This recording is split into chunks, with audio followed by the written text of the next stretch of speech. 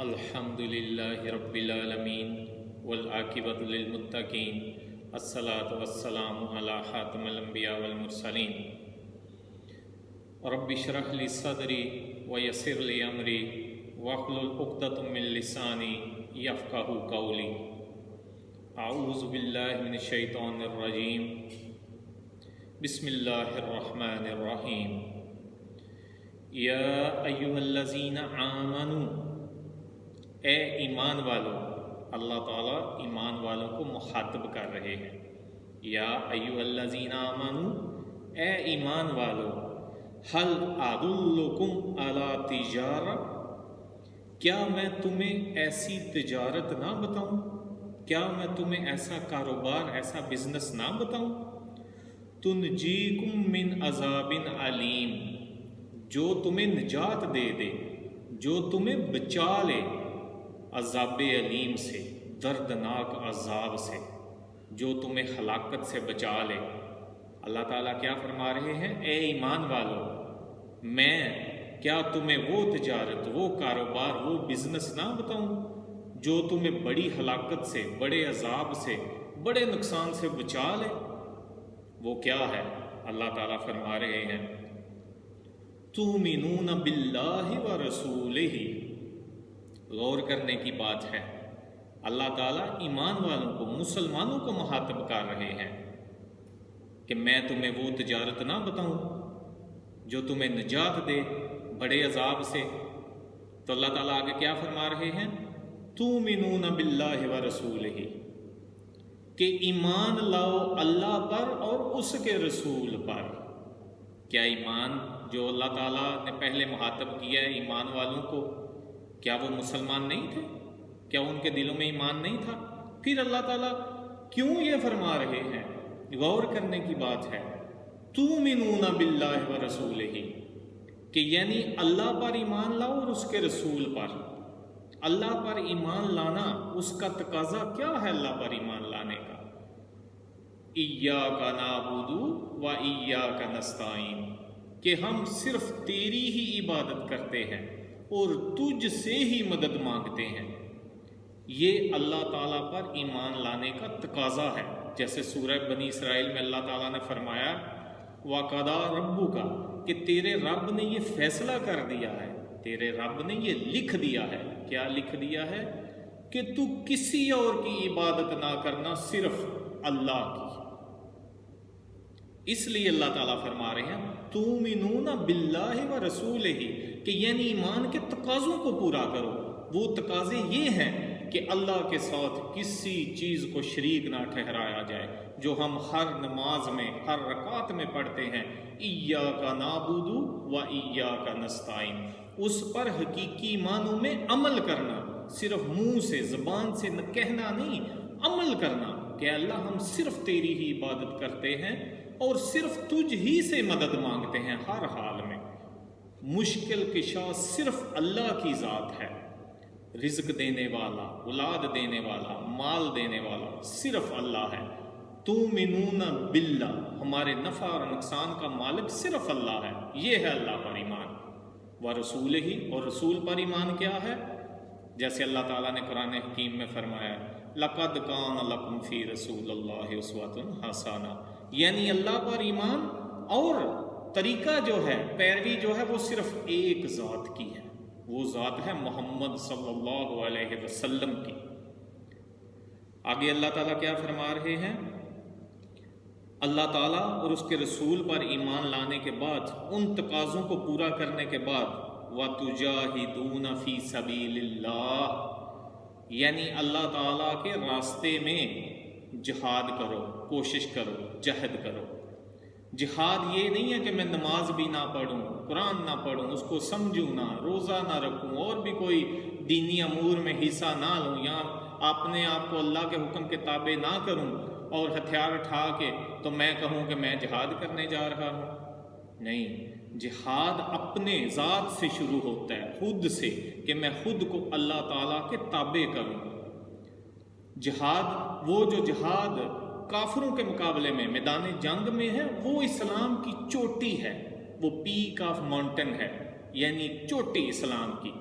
تو یہ کبھی بھی ایسے نہیں ہو سکتا کہ آپ چھلانگ لگا کر چوٹی پہ چڑھ جائیں، نہیں، آپ کو تھوڑا تھوڑا رینگ کے آہستہ آہستہ اللہ کامیابی دے گا اور آپ چوٹی پر چڑھیں گے۔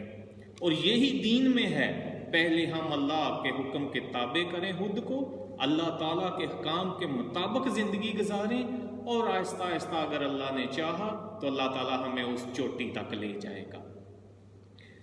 وَتُجَاهِدُونَ فِي سَبِيلِ اللَّهِ بِأَمْوَالِكُمْ وَأَنفُسِكُمْ، یعنی اپنے مال کے ساتھ اور اپنی جانوں کے ساتھ۔ مال کے ساتھ کیا؟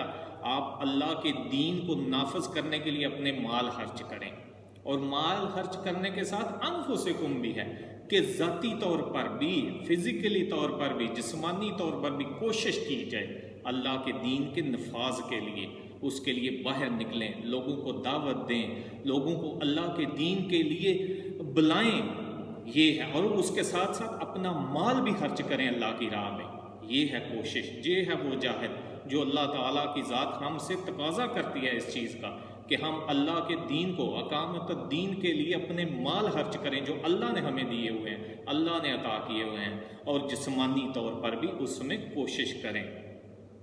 کیوں کہ کون بندہ نہیں چاہتا کہ اس کا بزنس جو ہے، کاروبار جو ہے وہ نقصان میں نہ جائے، گھاٹے میں نہ جائے، ہمیشہ نفع میں جائے۔ انسان ڈرتا ہے، لیکن سب سے نقصان جو ہے، جو گھاٹے کا سودا ہے یا گھاٹے کی تجارت ہے، وہ اپنے اس نفس کو، اپنی ذات کو ہلاک کر لینا، اس کو گھاٹے میں ڈال لینا، یہ سب سے بڑا نقصان ہے۔ مالی نقصان تو اللہ چاہے گا تو وہ کبھی پورا ہو بھی سکتا ہے، لیکن اگر انسان نے خود کو ہلاک کر لیا اللہ تعالیٰ کے نافرمانی کر کے، کفر کر کے، شرک کر کے، تو اس نقصان کو کوئی پورا نہیں کرے گا جب تک کہ بندہ توبہ کر کے اللہ کے احکام کے تابع نہ ہوگا۔ اس لیے جس نے خود کو بچا لیا، جس نے یہ تجارت کر کے، جو اللہ تعالیٰ بتا رہے ہیں کہ میں تمہیں وہ تجارت نہ بتاؤں جو تمہیں بڑے عذاب سے بچا لے، ہلاکت سے بچا لے، یہ ہی بڑی تجارت ہے۔ دنیا کے جو گھاٹے ہیں، خسارے ہیں، وہ تو اللہ چاہتا ہے تو پورے ہو ہی جاتے ہیں، لیکن یہ اپنی جان کا جو گھاٹا ہے، اس کو جو ہلاک کر دینا ہے، پھر یہ سب سے بڑی ہلاکت یہ ہے، اور اس سے بچنے کے لیے اللہ تعالیٰ طریقہ بتا رہا ہے۔ وَتُجَاهِدُونَ فِي سَبِيلِ اللَّهِ بِأَمْوَالِكُمْ وَأَنفُسِكُمْ، یعنی جہاد کرو اللہ تعالیٰ کے راہ میں اپنے مال کے ساتھ اور جانوں کے ساتھ۔ ذَالِكُمْ خَيْرٌ لَكُمْ، اور یہی بہتر ہے تمہارے لیے۔ ان کنتم تعلمون، اگر تم یہ جانتے ہو، اگر تمہیں اس چیز کا علم ہو تو یہی بہتر ہے تمہارے لیے۔ تو پھر اگر ہم یہ کام کریں گے، اللہ تعالیٰ پر ایمان اور اللہ کے رسول پر ایمان کے تقاضے پورے کریں گے، اللہ تعالیٰ کے راستے میں کوشش کریں گے، اس کے دین کو نافذ کرنے کے لیے اپنا مال خرچ کریں گے، اپنی جان لگائیں گے، تو اللہ تعالیٰ پھر کیا کہہ رہے ہیں کہ تمہیں کیا انعام ملے گا؟ یغفر لکم ذنوبکم، اللہ تعالیٰ تمہارے گناہ معاف کرے گا۔ پھر گناہ معاف کر کے اللہ تعالیٰ اور کیا آگے کہہ رہے ہیں؟ وَيُدْخِلُكُمْ جَنَّاتٍ، اور تمہیں جنت میں داخل کرے گا۔ تَجْرِی مِن تَحْتِهَا الْأَنْہَارُ، ایسے باغ ہوں گے، ایسی جنتیں ہوں گی جن کے نیچے نہریں بہہ رہی ہوں گی۔ وَمَسَاكِنَ طَیِّبَةٍ، اور پاک گھر ہوں گے، پاک محل ہوں گے، فی جنت عدن، اونچی جنت میں، عالی شان جنت میں۔ ذالک الفوز العظیم، یہ ہے وہ سب سے بڑی کامیابی۔ ذالک الفوز العظیم، سب سے بڑی عظیم کامیابی یہ ہے۔ آج ہمارا بیٹا بیٹی اگر ڈاکٹر بن جائیں، انجینئر بن جائیں، یا کوئی دنیاوی کاروبار میں اپنا نام پیدا کر لیں، تو ہم بڑے خوش ہوتے ہیں کہ جی ہمارا بیٹا، اللہ نے اس کو کامیابی دے دی، وہ کامیاب ہو گیا، اس نے یہ کر لیا، وہ MBBS بن گیا، وہ بہت بڑا انجینئر ہے، وکیل ہے، جج بن گیا، اس نے بڑا بزنس کھڑا کر لیا۔ لیکن اگر اس کو یہی نہیں پتا کہ اس کا دنیا میں آنے کا مقصد کیا ہے، اس نے اگر خود کو اللہ کے کام کے تابع نہیں کیا تو وہ ہلاک ہو گیا، یہ بزنس اس کے کسی کام نہیں آئے گا۔ لیکن جو تجارت اللہ تعالیٰ بتا رہے ہیں، اس میں 100% نفع ہی نفع ہے، دنیا میں بھی اور آخرت میں بھی۔ فی جنت عدن ذالک الفوز العظیم، یہ ہے بڑی کامیابی۔ اور اس کے بعد اللہ تعالیٰ اور بھی انعام دینے کا اعلان کر رہے ہیں، وہ کیا ہے؟ وَأُخْرَى تُحِبُّونَهَا، اور اس کے بعد وہ کچھ بھی تمہیں عطا کیا جائے گا جس کی تمہیں حب ہے، چاہ ہوگی، اور وہ کیا ہے؟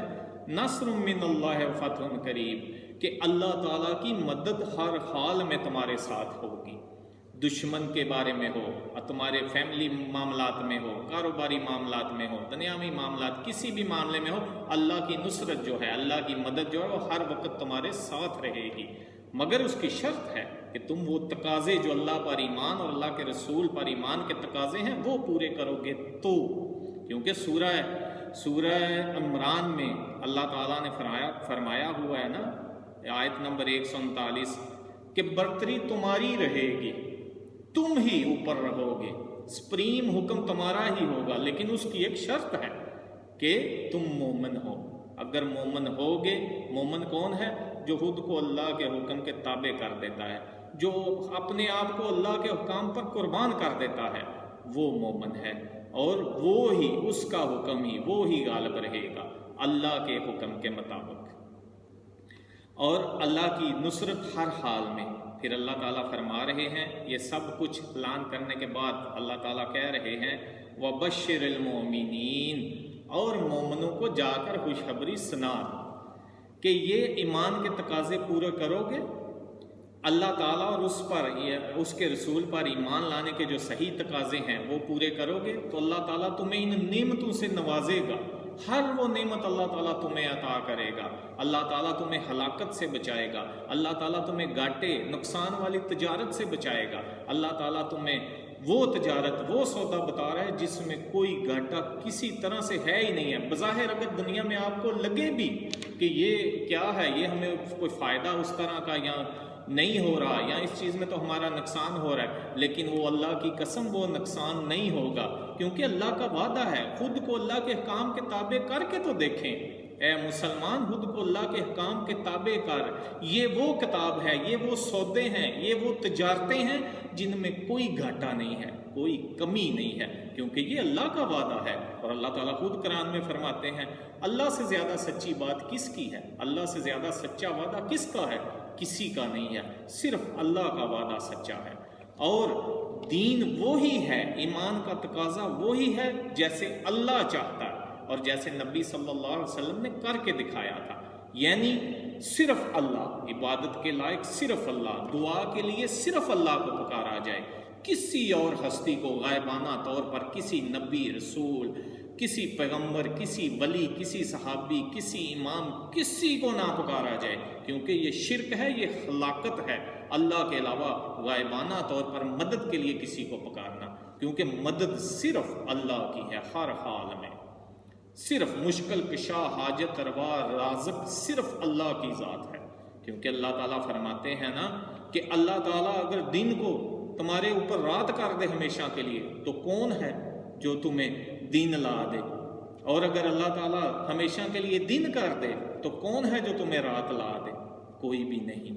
اس لیے ایمان کا تقاضا یہ ہے، جو اللہ تعالیٰ جس کا ہم سے اللہ تعالیٰ تقاضا کرتے ہیں وہ ایمان کا یہی ہے، تؤمنون باللہ ورسولہ، یعنی اللہ پر ایمان، پہلے کہہ کے یا ایھا الذین آمنوا، اے ایمان والوں کو مخاطب کر کے کہہ کے اللہ تعالیٰ پھر فرما رہے ہیں کہ اس طرح اللہ پر ایمان لانا ہے، یعنی وہ ایمان کے تقاضے پورے کرنے ہیں جو ہر نماز میں پڑھتے ہو، ایاک نعبد و ایاک نستعین، صرف زبان کی حد تک نہیں، عملی طور پر۔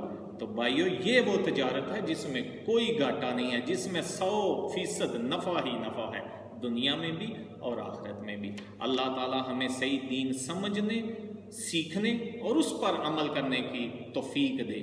یہ میسج دوسروں تک بھی پہنچائیے گا اور اپنی دعاؤں میں یاد رکھیے گا۔ والسلام علیکم ورحمۃ اللہ وبرکاتہ۔